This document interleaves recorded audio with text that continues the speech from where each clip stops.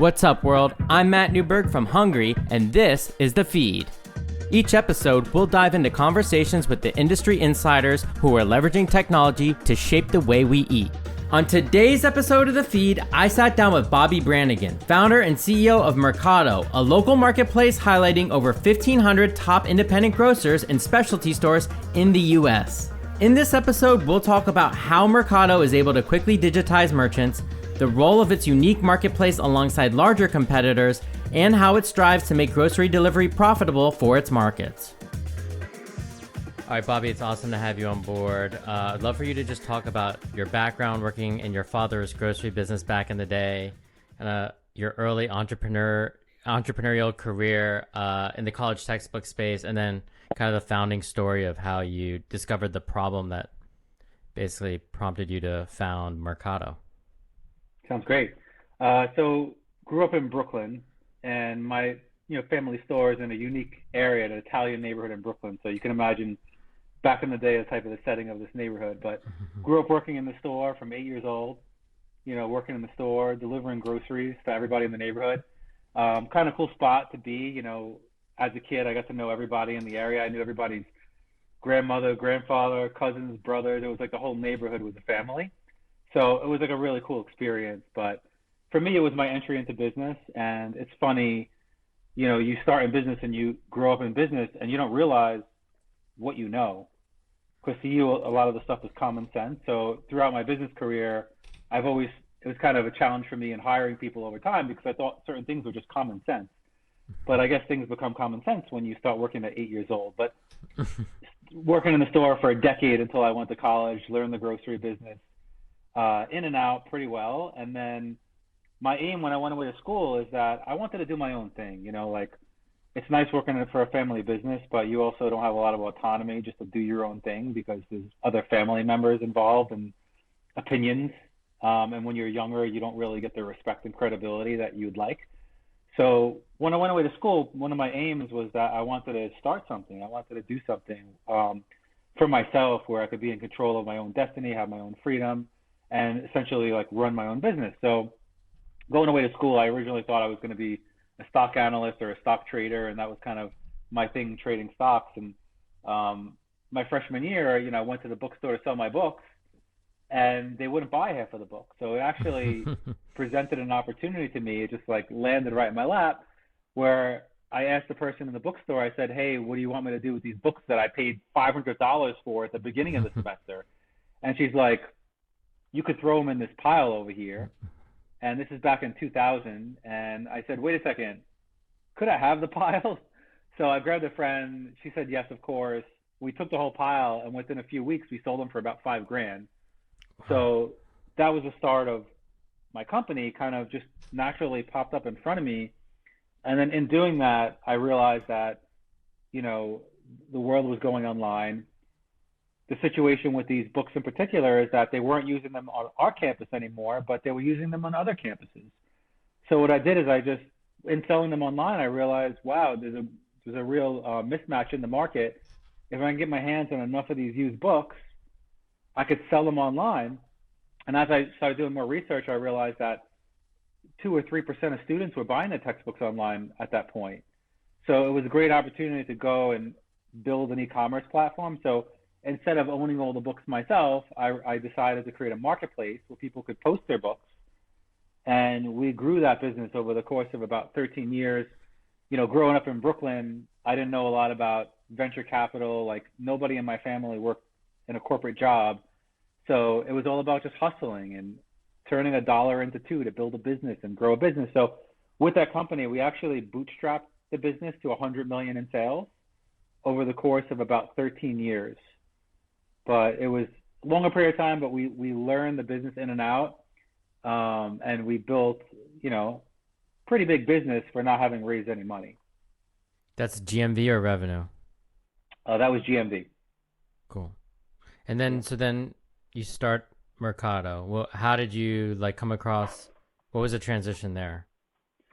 Yeah. So, 13 years of my life, I built this company, and, you build a company for the first time, it's really hard, right? And if you don't have any experience on top of that, and you don't even have people on your team with experience, because we actually hired our fellow students that were part of our team. It was really, really stressful over 13 years to build that company, and you got to constantly stay on point. There's no time for distraction. So after I sold the company, I took a lot of time to think about, like, what do I want to do next in my life? I have this talent for building companies. I really enjoy building companies. So in terms of like looking inward, I realized that I really wanted to do something I was deeply passionate about. And I spent some time meeting with other entrepreneurs. I did a little angel investing to kind of see what was going on in the world.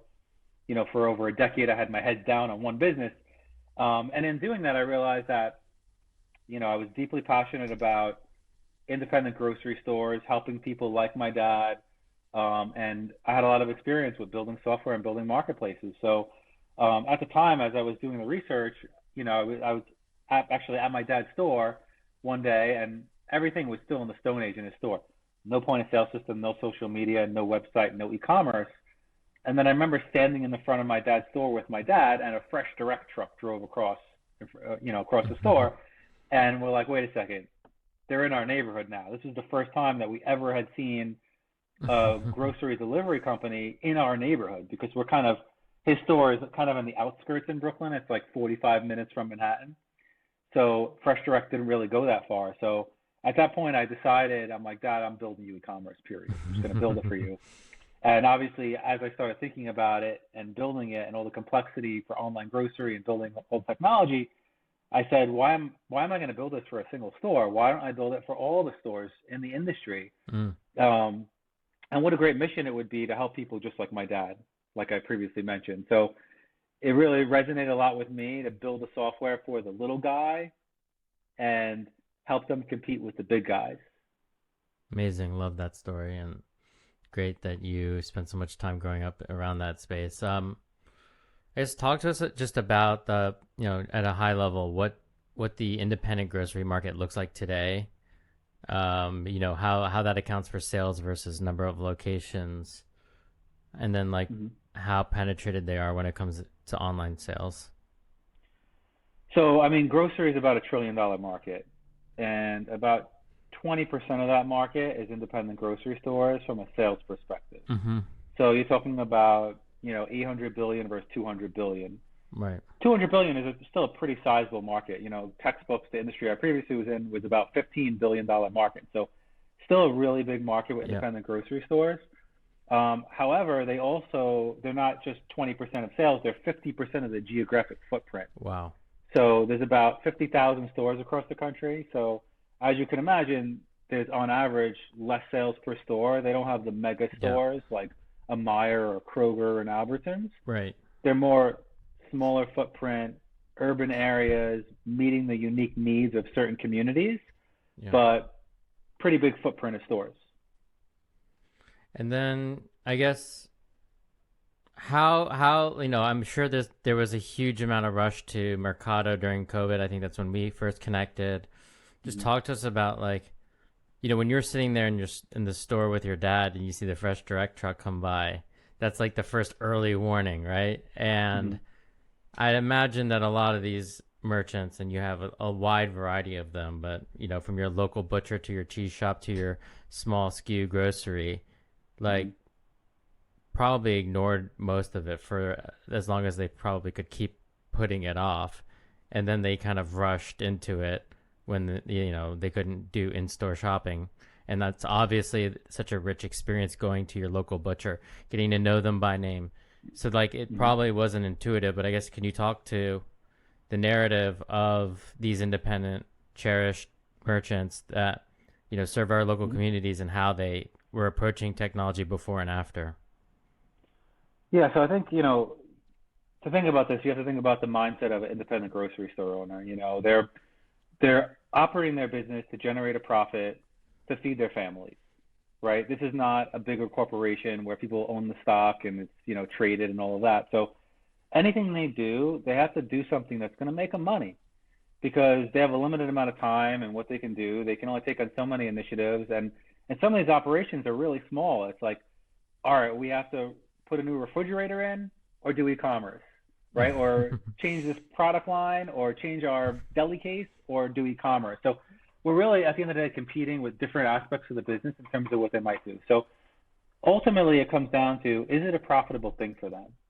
Now, early on, our strategy was to go after the stores that we believe would drive the most volume. And these were the stores that were the most reputable independent grocers, whether they were your five-star butcher shop, seafood market, cheese market, those types of stores, or the really high-quality independent grocer that has fresh produce, organic, natural foods. So that's kind of how we solved for it in the beginning, is we targeted the stores that had these great reputations where people from further away than their typical customer base will want to buy from these stores because they're so great. But that's really where we started, is going after the best of the best. Obviously, COVID changed a lot of things where, everybody and their grandmother wanted to get online during COVID, and they all drove tremendous amount of sales during COVID because of the, demand that was forced into the business. But I think, pre-COVID, it was the ones that were special. It was larger operations that wanted to get ahead of the curve and wanted to take advantage of this e-commerce opportunity if they were excited enough about it. And today, after COVID, the volume has subsided from where it was in the height of COVID. Obviously, that was outrageous experience and time, but it's significantly higher than when it was pre-COVID, right? So there's still a lot of volume there. But there's still, not every store is going to be successful in getting online today. Right. And if we talk about like their just traditional, brick and mortar operations, would you say that they also like follow the rule of thumb of like your publicly traded, grocers, or are they more profitable in certain cases? I would say that they have higher gross margin than a small grocer. When you're there day in and day out, you can watch, all the different angles and the products and know what you're ordering and maximize profit margin. You get to know the customers, you know what they want, you can upsell them, right? So I think independent grocers, they have lesser volume, but they have significantly higher rate of gross margin. Really fascinating. It makes it a much more ripe for e-commerce, which, good segue into like, give us like the pitch to the merchant, right? So how do you go about getting them on board? What's the business model as far as, the commission or flat rates that you charge for SaaS, or, and then maybe talk about who are the ideal, if you had to like segment, your core kind of customers, like who are you ideally targeting, from a, just like maybe revenue or just categorical standpoint? Yeah, so at the end of the day, the most important factor is that the store is going to be successful, and they're going to be, I would say, successful enough to be online. So to give that a number, a store has to do at least $10,000 a month in sales, call it $120,000 a year, to make it worth their while. Now, some stores will generate that, some stores won't. In the past, we onboarded stores that didn't make sense, so we learned which ones are going to do well, based on the product categories, the ratings and reviews, the neighborhoods they're in, the competition in the area. So it's been really important for us to pick the right stores so we make it worth our while and their while. And in terms of signing the store, it's really about pitching the scale of the opportunity, and it has to be compelling, right? So we focus on where there's opportunities for them to drive volume, and our pitch back in the day, I would say 6, 7, 8 years ago when we started, was about, hey, you're a 5-star store. Everybody loves you. No store is going to deny that if they're a 5-star store, right? So letting them know that, you have customers that want to buy from them. So I think it's really about getting them excited about the opportunity. Early on, it was harder to sell them on our technology, but over time, as we've gotten the top brands in the industry on our platform, it becomes a lot easier because when you see brands like an Italy, featuring our platform across the country, it kind of speaks for itself, because a lot of the stores that, they're not going to know technology, but they know that certain companies do their homework and they really, will vet out the right platform. So over time, it's really about, we work with X, Y, and Z. They're successful on the platform. We think you can be too. And then conveying to them how simple it is in terms of getting online, because at the end of the day, if it's complicated to get up and running, that means more cost.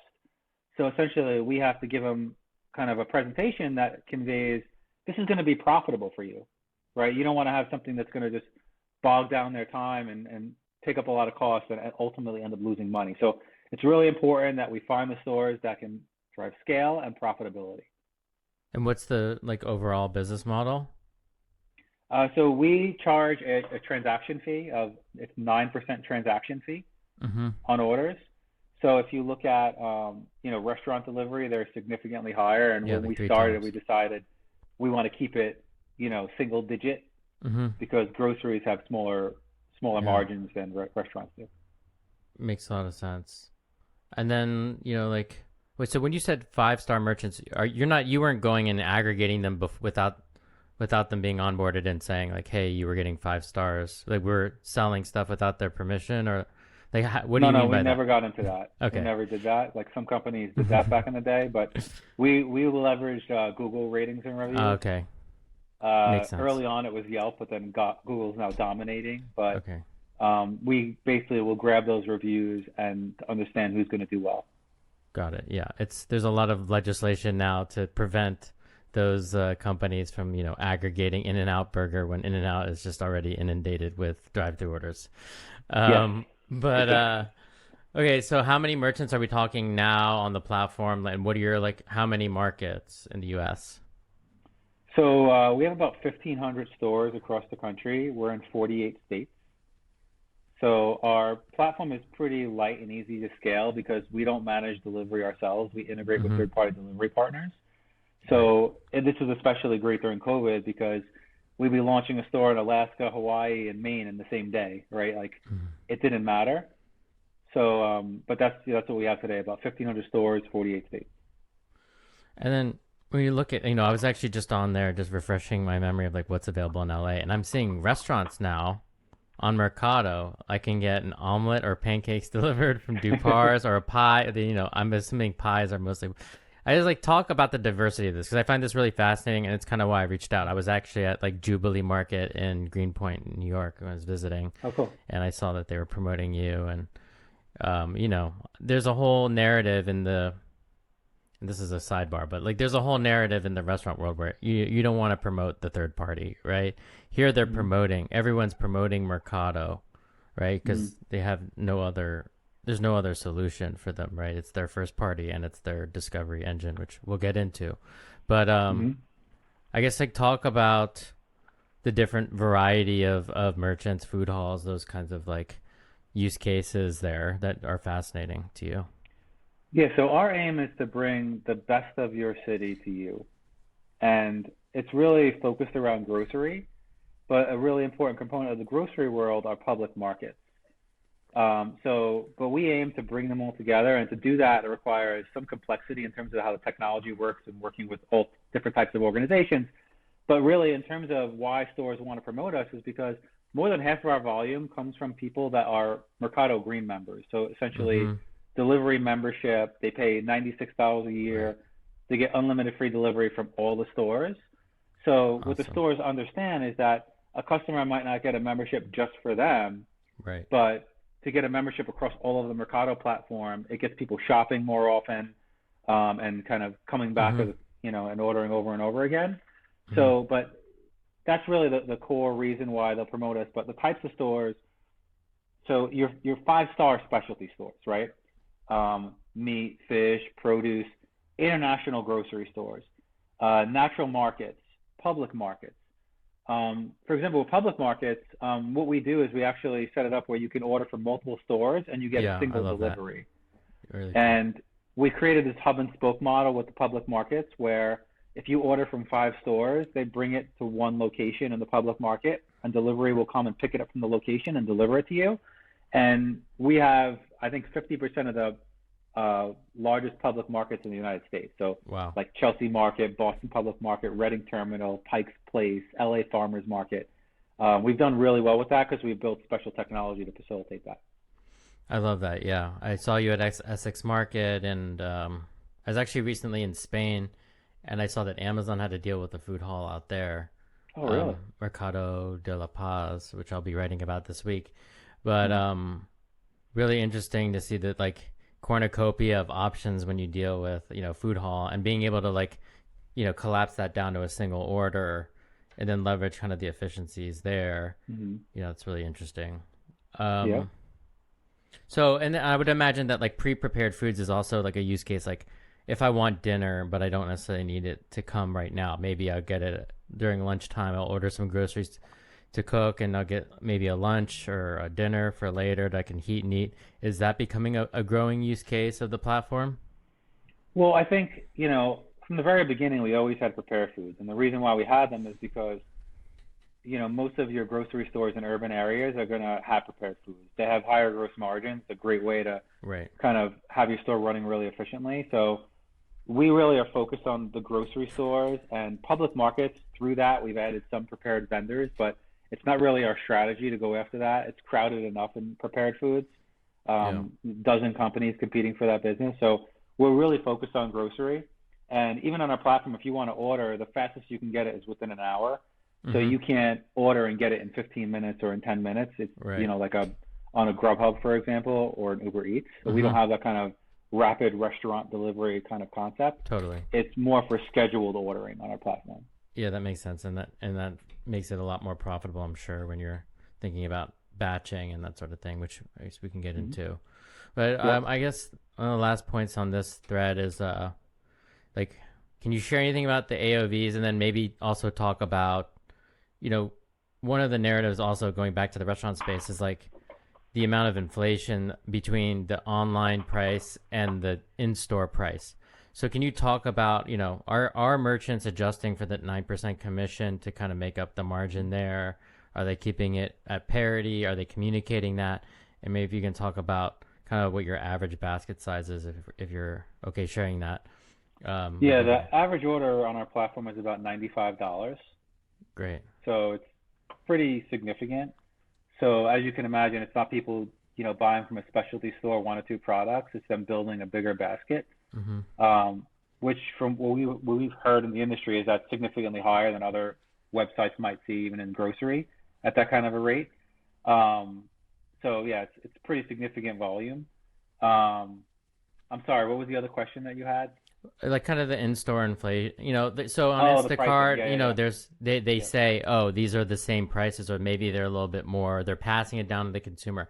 I guess, like, Yeah. are there different merchants applying different logic to this? And, okay, I guess across the board, are you seeing, merchants upcharging from their in-store prices, or how do you kind of deal with that as a marketplace?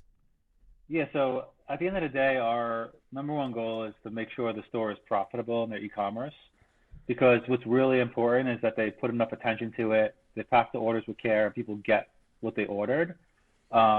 Most of the stores don't charge any incremental fees. I would say about 75% of stores don't mark up their prices and don't charge any service fees on the platform. But we do give Mm-hmm. stores the opportunity to say, do you want to mark up your prices? By what percentage do you want to mark them up? Do you Mm-hmm. want to, rather than marking up your prices, do you want to add a service fee at point of checkout? But ultimately, at the end of the day, if the store, has higher cost structure and they need to pay for the labor, like I said, our number one goal is making sure the store is successful, Right. and successful for our stores is profitability, not volume, Mm-hmm. Right. right? So So if it's incremental labor, that becomes an issue, right? If there's downtime where they can pick and pack the orders, because the staff is doing it, I'm assuming, yep. that's kind of just utilizing existing labor. So then it just comes down to, the Yeah, and that's delivery. how we've done it. And we've created our system in a way to allow them to use employees in their downtime. Mm-hmm. That's also was the beauty of our platform during COVID, and how the stores are really able to scale, Mm-hmm. is we set it up so that they can structure their own lead time for orders, and they can throttle orders and saying, here's how many orders I want per hour. And they Yeah. can, structure it as complexly as they want and say, I can take more orders during this time and less during this time. Mm-hmm. So that kind of throttling strategy allows Interesting. them to pick efficiently, because these stores aren't the Amazon cloud. You can't just flip on 50 servers in a second. No. You have a certain number of workers in the store, right? And it's best for the store to utilize those people in their downtime to pack those Mm-hmm. orders. And if you have enough lead time, you could pack the orders at a certain time, even for delivery times later in the day. Right. And then you could keep it. You'd have a fridge. I'm assuming that they have to invest Mm-hmm. in, and this is kind of part of the onboarding, right? Exactly. Very Yep. cool. So I guess that's a good segue to like logistics. Like, Yep. talk. I know you integrate with like a lot of different last mile providers. Mm-hmm. If you could share some of them, and then kind of like if the consumer is essentially bearing that cost, or if it comes out of your take rate, as far as like the logistics, and yeah, that'd be a good place to start. Yeah. So for us, delivery is very simple. We, have multiple delivery couriers. I think we have maybe 10 or 11 delivery couriers on our platform today that we're integrated with. And we pass through the price directly that we can negotiate. So Mm-hmm. our aim is to get the best pricing for the customer. Now, many of the couriers are better in certain scenarios. Mm-hmm. So whether it's based on people that go short distance or long distance or go over Mm. bridges or can handle big orders, catering orders, Mm-hmm. right? So there's these different scenarios, and our system will prioritize the right courier based on Mm. these, kind of constraints, but also based on price. Makes sense. So our aim is to give the customer the lowest price based on the available opportunities. And then Mm-hmm. also, as you alluded to earlier, by kind of throttling the volume and having lead time, you can batch more orders. Right. So the more we could batch the orders, the more we save, the more we're able to pass forward on the cost savings on delivery. And so that's really if you want to shop as a non-member on the platform, Mm-hmm. we have the direct pass-through cost that we're being charged. Mm-hmm. But you can also sign up as a member, Right. and we've structured the membership where customers can save almost 80% in the cost of delivery, Mm-hmm. because they're, buying a membership, $96 a year. If you buy with frequency, you save a lot of money. So that's really the big value offering for the Mm-hmm. customer. Instead of paying a la carte, they can get a membership, and then they can order as much as they want. I mean, if you're ordering monthly, it seems like it would pay off very quickly. So, Exactly. Yep. um, Just $8 a month. yeah, great, love it. And so it sounds like the batching is done on your end, not on like DoorDash or Uber Eats side. Like, so if I understand it correctly, you're kind of like this middleware, or you built middleware in between these couriers, and you can understand the flow of the orders within the general area of a customer, and then you can essentially, hold it back, change the expectation of the wait time. Maybe they pay a premium to get it, in an hour versus 2 hours, but like, is that correct? Like Mhm. you're basically structuring this batching. To a certain extent, I think it's on both sides really, because you can, route it efficiently on the courier side, but if you can drive demand to buy at certain times and Mm. move the orders into those areas, you can have even more efficiency. So I think Okay. it's on our part to get customers um, similar types of orders to Mhm. be, delivered at similar times. Mhm. But then once it gets to the courier, it's up to them to kind of route efficiently to do those orders. Because a Got lot it. of that stuff is even real time too, right? If you have traffic and certain traffic Yeah. patterns or, blocked roads and stuff, it's up to our courier partner to figure out how to deliver these three Mhm. orders the most efficiently. So there's been a lot of debate about like SLAs, right? How fast you're gonna promise, and we had this period Hmm. of like just insanity, right, during pandemic and a little bit post pandemic of this ultra fast delivery, which was, you know, kind of, it was not specialty by any means, but Hmm. small SKUs which are similar, and like doing it in 15 to 30 minutes in some sort of cases, like a little bit slower or faster, but it seemed to level it off a bit, and now people are even happy with next day delivery if they can get it for free. I guess, can you talk to us about like your customers, what they're expecting, kind of how they're valuing the speed of the service? Yeah, so I think that the lightning speed is a different customer that wants something different. Um, our customers want the quality food that they love delivered when it's scheduled to be delivered, right? So you're thinking more about like families ordering for the week or ordering for the next 3 days. I think the quick delivery companies service a whole different need of people that didn't Yeah. want to go out. Maybe it's not, people buying a few things Right. super quick. I'm hungry right now. Can you get me chips and a Pepsi? Deliver it real fast. Right. So I think it was a different type of a customer actually when there was the whole frenzy of quick delivery companies. We actually didn't even see it impact our sales. Of course. Yeah. So I think it was pretty clear that it was a different audience. Yeah. Um, so, from our customer's perspective, it's really just reliability and getting Mhm. what I want, for, in the order from the stores that Mhm. I want when I order it. Mhm. And it's mostly same day. It's primarily same day, but Mhm. it's not as much as you think. It's about 60% same day, Mm. 40% Wow. scheduled. And are they saving money if they can schedule it for tomorrow or the day after? There's no price savings in delivery, but Okay. it just, some people, that's what they prefer. Yeah, so it's like I'm planning my weekly shop. I'll go to, my big box, grocer to get my staples, and then I'll round out this, outer aisle meat, case and all that stuff, dairy, produce with my specialty. Yeah, we see a lot of that. Yep, exactly. So then is there also pickup available? And if Yeah, so, like how big is that? yeah, it's about 10% of the business, but it was kind of interesting during COVID. It was 20% of the business. Mm, I guess some people that were less familiar with online ordering, they wanted to just go to the store to make sure they got what they ordered, and they would mm-hmm, check right there. But yeah, it went from being 10% pre-COVID, 20% in COVID, and now it's 10% again. mm-hmm. I guess on this thread of like, the center versus the outer aisles, and you're obviously dealing with like the fresher, more perishable stuff, right? Mm. Um, how do you like think about the consumer facing value prop, right? Because you're building a whole consumer marketplace here. How would you like in broad strokes like define your target, customer, right, of the marketplace on the consumer side? Mhm. And, what do you think is like the job to be done for them? Yeah, so I think there's a couple of different aspects here. One is that, people that want to shop local, they want to support local businesses. That's one piece of it.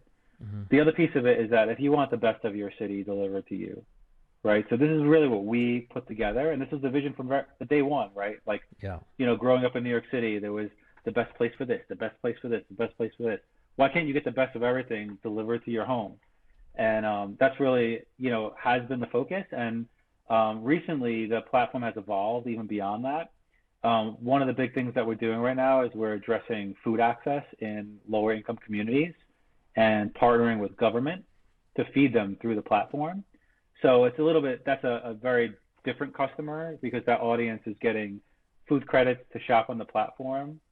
And the other audience is, using their own money to get, delivery from the Mm-hmm. more special stores. But, people in the food access program are buying from the stores that have better savings, lower cost stores.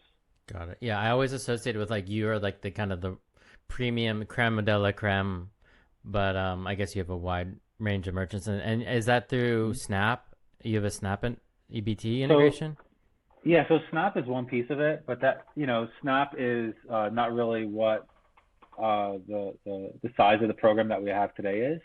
The majority of the program today is working with city governments to feed people that don't have food access. Mm-hmm. So, SNAP is pretty massive in itself. It's, almost $200 billion a year. But city governments have all sorts of different programs to feed different cohorts of people that may not get access for one reason or another. Mm-hmm. For example, we have a partnership with the city of New York. Mm-hmm. It's an exclusive partnership to feed people that lack food access. And through that program, the city funds shopping credits for people on the platform, and the city onboards people.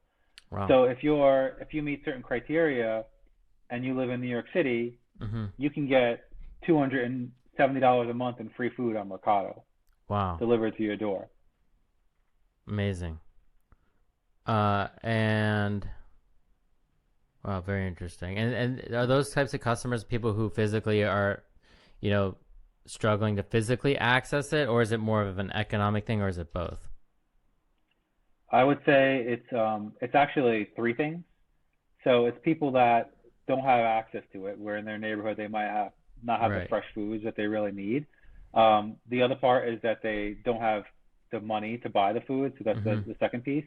The third piece in the program that we're working on, it's people that have chronic diseases as well. Right.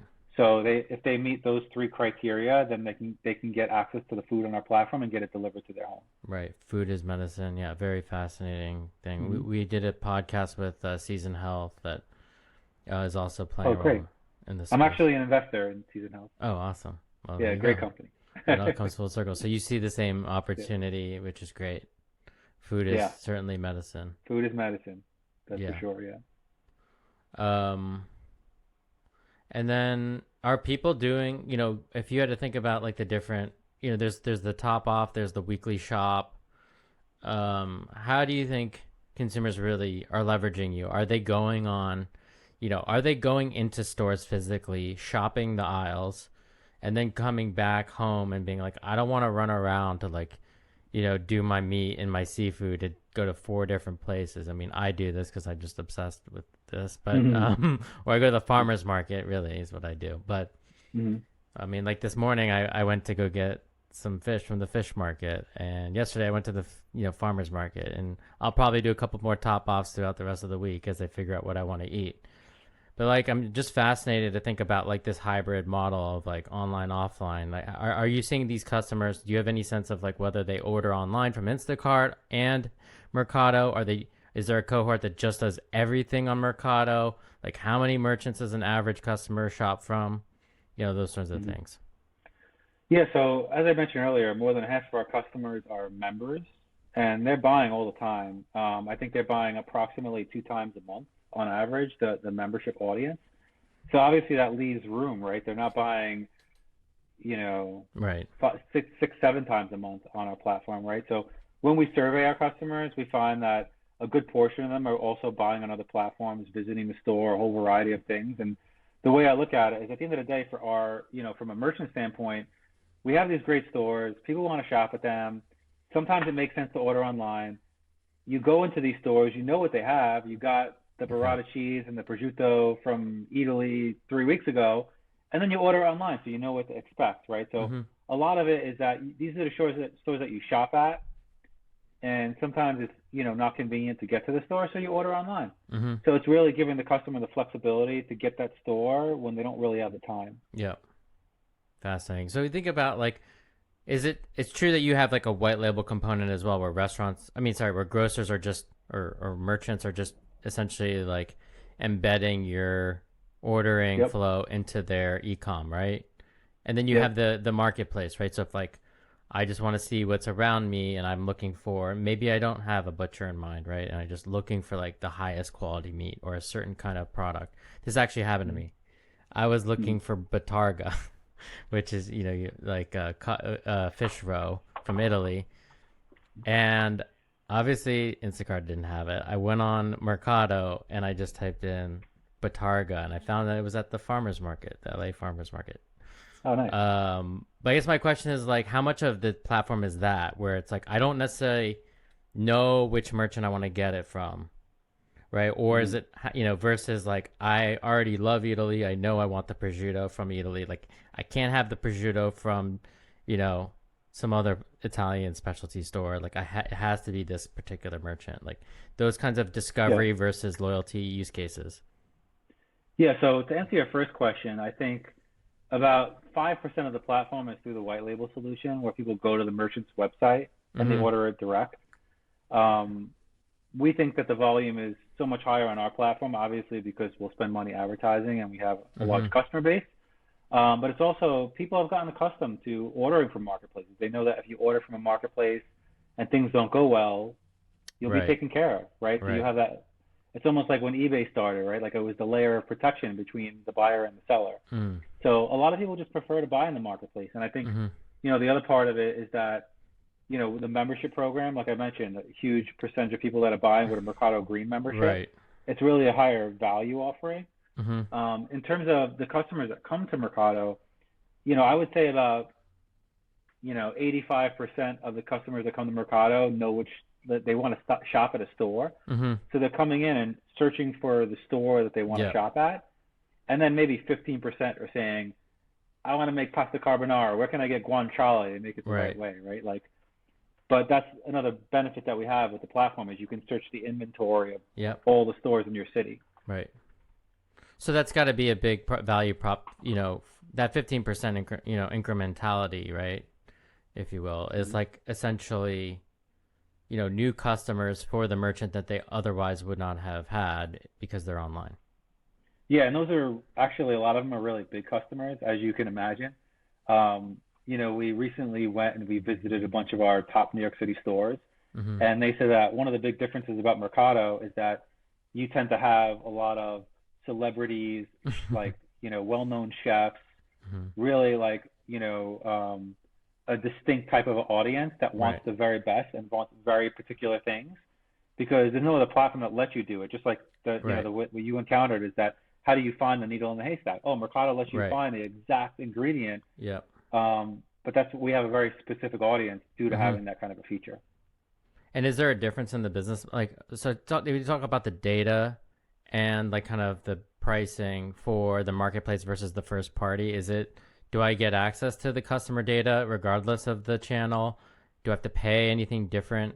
Are the economics better for the merchant if the customer orders on their site directly? So the economics are the same for the merchant, whether it's white label or whether it's marketplace. The difference in the white label solution is that there's no other merchant that's a click away.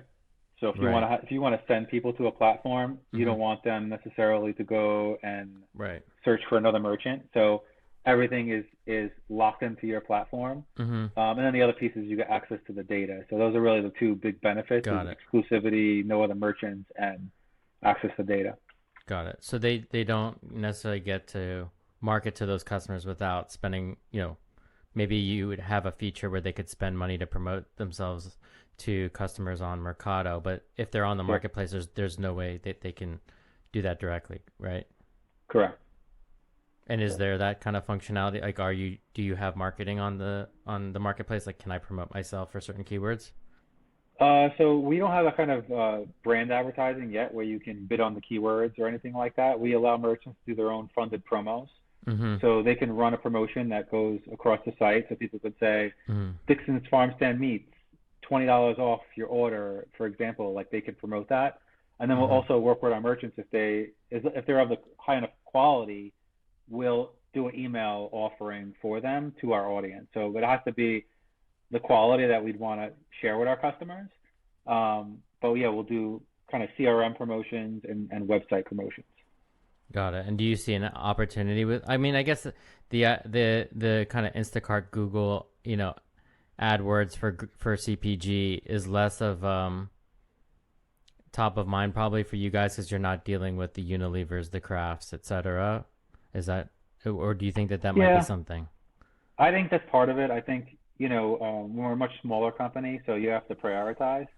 I recently saw a report from the information that said 30% of Instacart's revenue is from brand advertising. Mm-hmm. So obviously, we're leaving a lot of money on the table, but it's an opportunity to be had that we eventually Mm-hmm. could do that. And in that, we can pass the value forward for our customers and our Mm-hmm. merchants by, improving the software, making the business better. But we just haven't prioritized it. We really prioritize the things that are going to create the most value for the customers, whether it's the Mm-hmm. merchant or the consumer. And the advertising is, I guess, more of a benefit to us that it's incremental revenue. It can drive things, but we just haven't prioritized yet. Mm-hmm. So the main form of revenue is just is the take rate you get on the GMV. The take rate, memberships are the Right. main revenues. Yep. Got it. And there's no monthly SaaS for the merchant. We do charge a small SaaS fee. It's $99 a month to be on the Okay. platform, on top of the 9%. Got it. Okay, cool. Mm-hmm. So we think about like, obviously now Uber and DoorDash are going crazy over grocery, right? We want to be everything to everyone. We want to be a Swiss Army knife of, super app for food. Mm-hmm. And meanwhile, you have Instacart, recently purchased Rosie, which was, essentially a Mercado competitor. How do you view, Mm-hmm. it's obviously a huge market, as you alluded to. You're, one of the dominant players in that $200 billion, carved out niche of independents that account for so many of our stores in the US by Mm-hmm. volume. But how do you view the competitive landscape from where you sit as far as, the types of merchants you're working with? Are they also looking at adding on other services? Are they going to be exclusive to Mercado? And then like what do you think about this Rosie Instacart deal? Um, so, I mean, like I said earlier, merchants have many priorities. When you're a small grocer, there's a lot of different things that you're managing. Most of the merchants aren't prioritizing, how do I leverage multiple platforms and Yeah. be on in all these different places. At the end of the day, for a small grocer, it's not just about the volume, it's also about the reputation, and they want to Mm-hmm. work with a platform that allows them to maintain a strong reputation in their community because let's be honest, most of their volume is going to come in the store, right? Mm-hmm. In any grocery store in the country, they're doing more volume in the store than they're doing online. So a big part of it is that, how well do we represent them? And that's something that's taken us a lot of time to develop those relationships and to deliver that type of equality. So I think, not a lot of our merchants are looking at different channels. I think, for companies like, Instacart, DoorDash, Uber, at their core, they're focused on the big chains because the big chains is, a quick hit to volume, right? Small store, one at a time. Yeah. That's not the business that they're in, right? And it's a whole other complexity of integrating with a small grocer is different than integrating with Albertsons or with Kroger or Stop and Shop, right? Yeah. So, and with Instacart, my opinion is that one of the greatest values they drive is that their shopper program. There's certain stores that don't want to shop, and Instacart shops it for them, right? So, but at the end of the day, all these companies are more focused on the big chains because for them it's scale. Right. For us, our strategy is rolling up the little guys and creating the custom software that helps them succeed. Yeah. So that's really, the niche that we've kind of carved out is that we could take a small store, whether it's 1 or 20 locations, we could take them online faster than anybody in the world. And we can do it in a way where they'll be more profitable than any other platform. And that's really our niche. And we've also had some of our grocers say, I've been approached by this big company. They want to integrate into my platform. They don't understand these 30 things that you do that are all really important to make us successful. So, it's all these finer details. Obviously, if you want to make something profitable, it's the details that matter. So that's really where we're just staying the course and focusing on small grocer, as profitable as possible. I love what you just said about the details mattering if you want to make something profitable. Yeah, it makes a lot of sense. If you think about when we talk about how you're going about onboarding their various catalogs, I would imagine in many cases they may not have, some sort of, whatever that nucleus is of all that inventory, the kind of the back office, back of house, kind of inventory management that, it might be old or maybe they're doing pen and paper, who knows? But what does that look like today? How real time is it? How does that impact out of stocks and that sort of thing? Yeah, so you touched on a really important thing, right? Do I have all the products that I sell on my website that are sold on my store, sold on my website? Do they well represent me, the product details and images? And when I order, do I get what I ordered, right? These are the most important things around e-commerce. So what we did is actually early on, we solved this in a couple of ways. One is we created our own product library. And this is from day one, we really took a lot of pride in structuring our product library with having the best information. Today, we always have over 1.5 million products in the system. So actually, when a store goes to sell online, they're not creating a catalog. Right. They're pointing what they sell to our catalog. They're creating almost like a listing. Wow. Leveraging our database. So that allows us to onboard stores really rapidly. So, we have all the information on Gala apple, filet mignon, or cannoli. We have 500 pictures of a cannoli, right? Here's the feature, the number one picture everybody wants, but you can pick from these other pictures of a cannoli, right? So we have this really detailed database that's not just your core CPG items based on UPC data. We have a massive product set that not only has the core data, but also has international products from, hundreds of countries and all these different products. So that library is the key to all of this. And then the other thing is that we have integrations with just about every POS system in the country. And believe it or not, some of the bigger players don't even have POS integrations. They operate with a flat file being sent over, and it's a one-time, and it gets refreshed every month, and people order, and the cancellation rate is high. We have integrations where, in some cases, we're getting the data every 5 minutes of what's in their inventory. So that's really important to have accurate data. But another caveat that I will add here is that most stores, I would say 99% of the stores in the United States, don't know how many quantities of the products that they have are on their shelves. Yep. They don't know how many apples. They don't know how many cans of tomatoes. Yep. They don't have that data. So it's taken, us to build technology to look at movement data, to calculate what is likely to be in stock. Sure. And so that's where we're looking at there's all sorts of different data points that we look at to calculate which products do we put in stock and which products do we don't. Yeah. Yeah, really fascinating challenge, but it's one of the core things for any grocer. Very fascinating. Well, Bobby, this has been really awesome to learn from you. As we kind of come out to the end of this conversation, I would love to hear just kind of basic, just high level future predictions about the industry. We have a lot of things going on, right? We have Amazon kind of, slowing down its, pace of new stores, but they're also doing third party. You have on the offline world, you have Kroger and Albertsons with their pending merger. I guess, what are your predictions as far as, online penetration going forward? Are we going to slowly grow from here? Are we going to get to the predictions that people were saying during COVID? And like, what do you think about kind of the Goliaths versus, the independents here? Mm-hmm.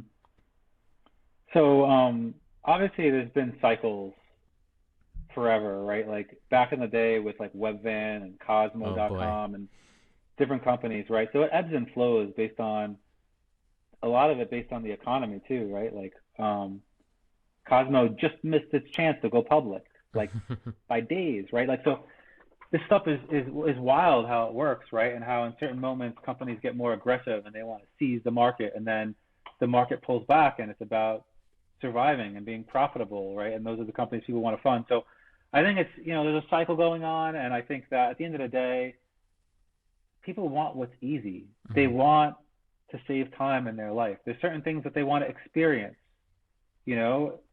hands-on. But there's certain things that people just want as a convenience. And when we started Mercato, the way we looked at it is that why do you, go to the store to buy the same things every single week if it's just, a pattern that you can just get it delivered to your home? So I think it's a natural tendency that over time, as the friction is removed from the process, more people are just going to buy online. There's still a lot of friction in this process, right? The accuracy of inventories, the experience with ordering. There's so many great things that could be added to make the online grocery experience way better, right? Like, companies integrating different AI functionality. Hey, I want to cook this, add the ingredients to my cart, stuff like that. So there's so many great innovations that will come out, but it's like any other software product. Like, the more you reduce the friction, the more exciting and more value you add to the process, the more people that are just going to do it. And obviously, some people, they look at the whole cycle of pre-COVID, COVID, post-COVID. This was like a wild period where everybody was like handcuffed to order online. And a lot of people are just going to go back because people don't want to be forced into changing their habits, right? They want to do it on their own schedule. So I think it's natural that it'll constantly evolve. And, every company in the space, obviously there's a period of time where companies were or still are optimizing their businesses for profitability so they could just continue to be in business. But beyond that, companies are making the process more frictionless. They're integrating more payment types. They're presenting more data to the customer, right? So the experience is constantly going to get better. And as it gets better, more people are going to buy online. 10 years from now, maybe it's 50% of the population buying online, right? There's many different ways to improve the process and to get people really happy with it. Well, this has been great. Thank you so much, Bobby. If people want to, there's people listening to this podcast who might be grocers interested in, checking out your technology, software engineers listening for their next gig, or hungry consumers looking for that needle in the haystack product. Now's your time to plug away any opportunities or how people can get started with Mercato. Yeah, I mean, you can visit Mercato. If you're a grocer, you can go on to the site and request information, and we get back to you same day. So really excited to bring new grocers and help them be successful on our platform. For consumers, you can order online. We have the website, we have iOS, Android apps, so you can very easily order. If you want to reach out to me, you can find me mostly on LinkedIn, I guess is a good source. Feel free to reach out if there's some way that you might think of working together. Just feel free to shoot me a message. Awesome. Well, this has been a lot of fun. Thank you so much, Bobby, and wishing you all the best. Thanks. Thank you, Matt. Appreciate it. Thanks for tuning in. If you like what you hear, please hit subscribe wherever you're listening to this podcast. And if you're curious to get a first-hand look at the cutting edge of food and tech, check out hungry.tv. That's Hungry with no U, where you can join in on live conversations like these or sign up for the free weekly newsletter.